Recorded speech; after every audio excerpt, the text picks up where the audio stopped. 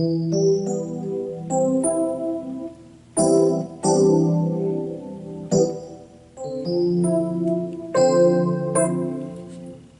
is very important to practice chords on the keyboard because you may need them if you have for example, accompany a singer, or if you and accompany yourself. Like you playing single notes, you playing solo, and then with your right hand and with your left hand you playing with your left hand you playing the chords. So so it is very very very very very crucial that you practice chords on the keyboard. Chord changes. I don't think you need to focus all your attention in chord books. Chord books, you can use them as guidelines, but one of the best ways, one of the best ways for you to master chords on the keyboard is by trying to build your own chords on the instrument. So you can even do it you can even do it on a trial and error basis. You try to make up chords, and then if they sound good,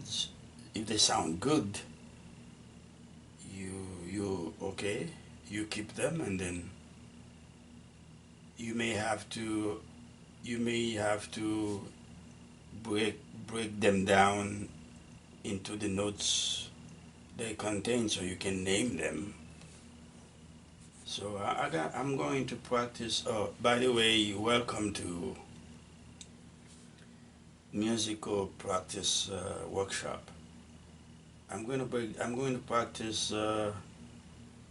Let's say maybe one, two, three, four, five chord in the key of C major, and then maybe one. I think it's gonna be. Let's see. They're gonna be one major seventh. That means in the key of C major, one major seventh. So a good way, one of the best ways to practice your chord, complete chord, is by sharing the, the those chords between your hands, your left hand and right hand. Your left hand plays some of the notes, especially the bass note, the bass notes, the root, and maybe the seventh, and then your right hand plays the rest, like the third and and tensions, extensions. So especially when you don't have to play solo, you you are accompanying someone, then you can play chords with both hands. Okay, one chord played with both hands. The chord is spread out, and then that even make it sound better. So let me. Okay, I'm going to practice those chords in a progressive basis, like a one one major seven, two minor nine, and I can play maybe A7, A dominant seven, nine, yeah, probably A dominant seven, nine flat five, and I might play also a passing chord, maybe B flat, some B flat chord. Okay, let's see. Let's try. I play C major seventh. I'm gonna play C major seventh. So I'm gonna play the third. I'm gonna play E. Okay. E G B. Okay. That's part of the C major seventh chord. So so the rest of the chord I can play with my right hand, and I'm going to play the root C, and then I play E again. I double it up. That's C major seven.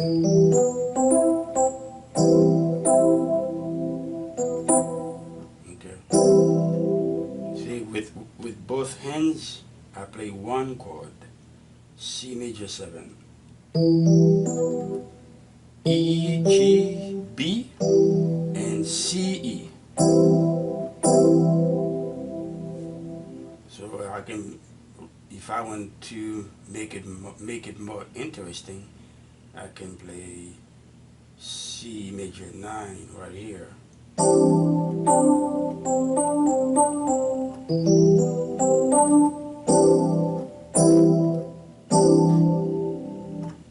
Okay, so that's one major seventh, which is C major seventh. Now I can now I'm gonna play 2 minor 9, no, 2 minor 7 9 with both hands. 2 minor 7 9, and in the key of C major, that's D minor 7 9. So I'm gonna play D in the bass, and I'm gonna play the third in the bass, and then I'm gonna play the flat 7, still with my right, still with my left hand, which is C. Then I can play the 9 with my right hand, which is E. Then I double up the 7. Okay.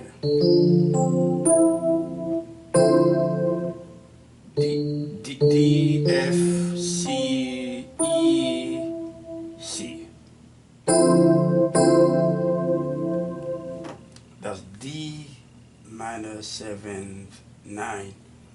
Yeah, you could one of the ways to better understand chords is by actually by spelling out each note in the chord. I could say just I could have said minor 9, but before you get minor 9, before you get that, you must have minor 7, because all you do, or you have minor 7, and all you need to do is add 2 to the 7th in octave, and then you get minor 9.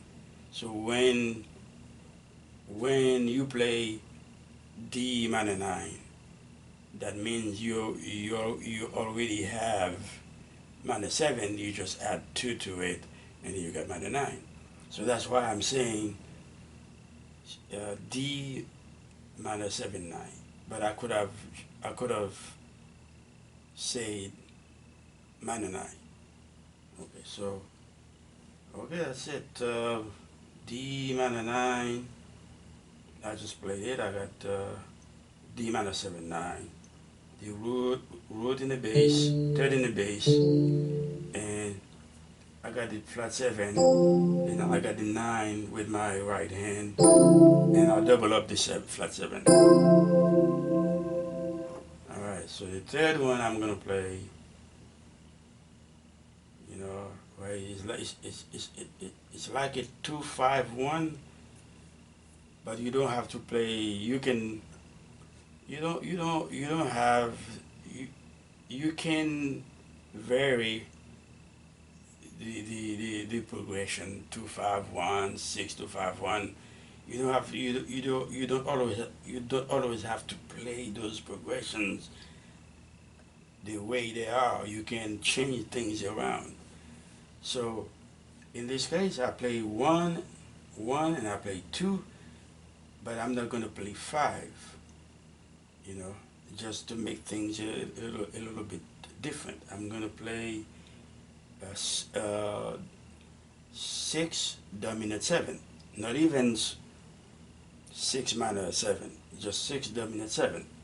But I'm gonna play six dominant seven nine flat five. Okay, which is gonna be A. I'm gonna be A, the root and the bass, and the flat seven is gonna be well in the bass as well with my left hand.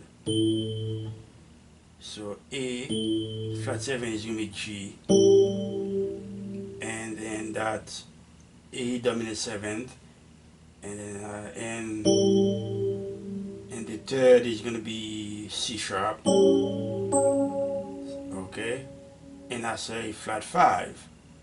So flat five. So A natural would be, well, not A natural. The the A triad, the A triad is A and C sharp and then E, which is the fifth of the triad.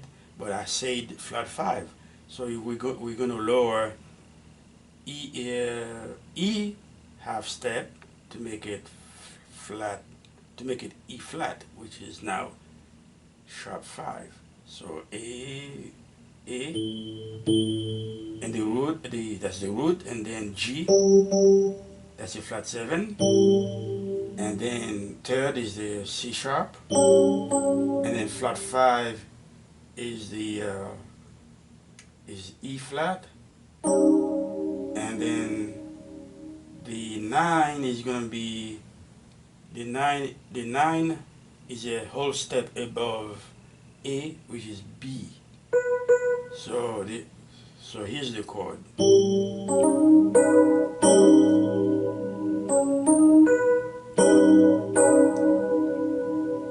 Okay. So this is A dominant seventh, nine, flat five. Okay. Now what I'm gonna do, I'm going to play something called passing chord from A. From A, I just play A, right? I just played A dominant seven, flat five. No, A dominant seven nine. Okay, A dominant seven nine, flat five. Okay, so okay. Now you can play we can play passing chords as well in the progression. So those passing chords, more than likely, they're going to be non-diatonic to the key you're playing in, because they're going to be most of the time they're going to be like, you know, they're going to be raised a half step above the root, and then resolving another half step, you know. So like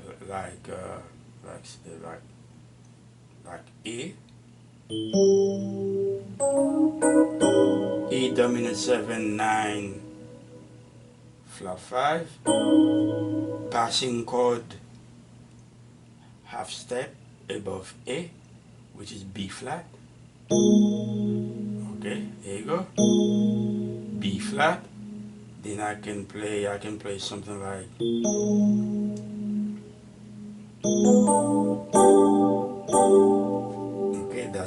flat, but looking at the notes that I play above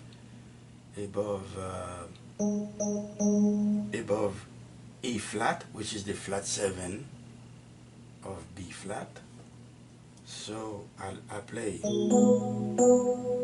okay, that's B with my right hand. Okay, I can see right here is a flat 9.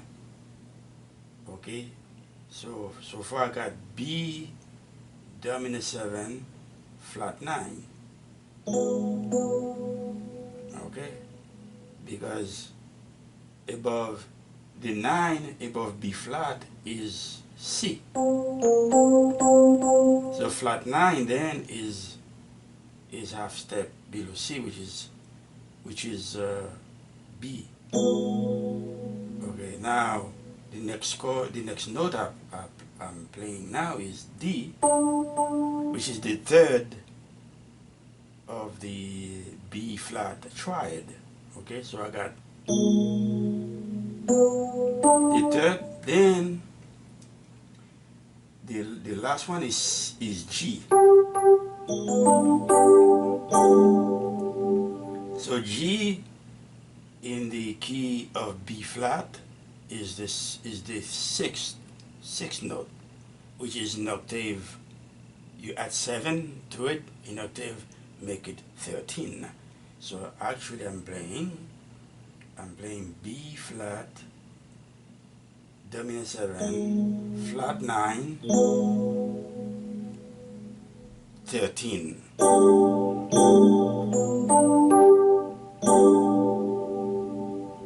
Okay, that's a passing chord. Okay, then I can resolve on the next. Well, I can still play the same chord, B flat, but I can change it. I can change it to another B flat type chord. I just can, okay, since I'm playing flat 9, G dominant 7 flat 9 13. Well, let me make it 9 13. Okay, let me make it 9 13 then now. All right, so I'm gonna do it like this. All right.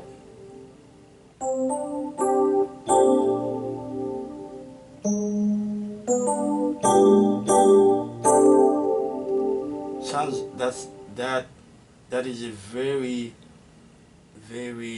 good sounding chord. That's B flat dominant 7 9 13. I'm playing now.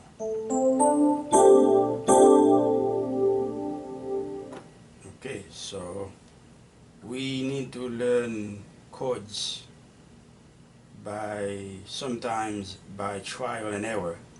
We just make it up. If it sounds good, now you break it down into the notes, and then yeah, you build the chord. You break it down into each note, and then now you can name it. Okay. So, and it's not only, you can do this on the guitar as well. Okay, hold on. You can do this on the guitar as well. For example, let me see if I can. Alright, let me see here if I can do it. Let's see. So the first chord was C major 7. Okay, you come here on the guitar, you play.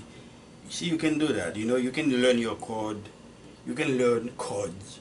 You can learn chords on the keyboard, because it's easy to see what you're playing on the keyboard. It's easier to see what you're playing on the keyboard than on the guitar.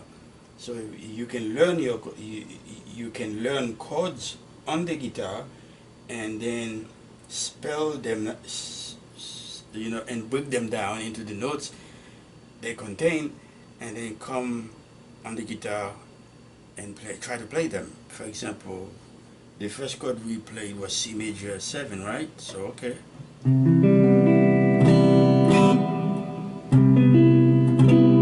C major 7, open chord, and then bar chord. The second one was D minor 9. Okay, here it is. D minor 9.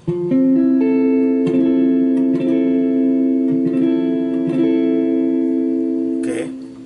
The third one was E dominant 7th 9 flat 5. I can play that chord right here, open. Or I can play it right over here. Okay. As you can hear, it sounds like it sounds like an augmented chord. Okay. Right there.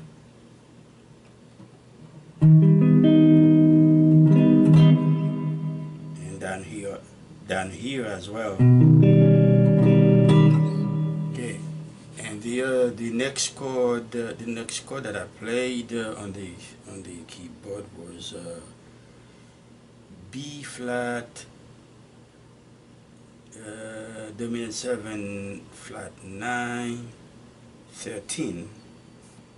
That chord you can play it right over here between 8th fret and 9th fret, using 8th fret and 9th.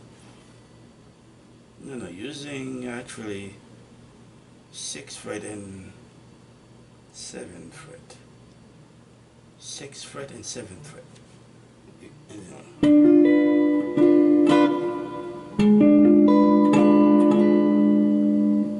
That's B flat. That's B flat. B flat dominant 7. B flat dominant 7 flat 9 13. Okay, you play it right here using the first four strings with the root on the sixth string. You don't play. You don't have to play that. It's because especially if you're playing in a band, the bass player is playing it anyway. So you just play the chord over you just play the chord over the bass, over B flat. Okay, then what was the other one? The other one was B flat 13, B flat 13, B flat 9 13. Yes, B flat 9 13. So it's gonna be this one here. I'm gonna use the same. I'm gonna stay here. All I need to do is change the flat 9. Change the flat 9 to 9, which is B to C, and I get what I'm looking for. That's right. Okay. So you see, you can learn chords on the keyboard, and then just transfer them to the guitar.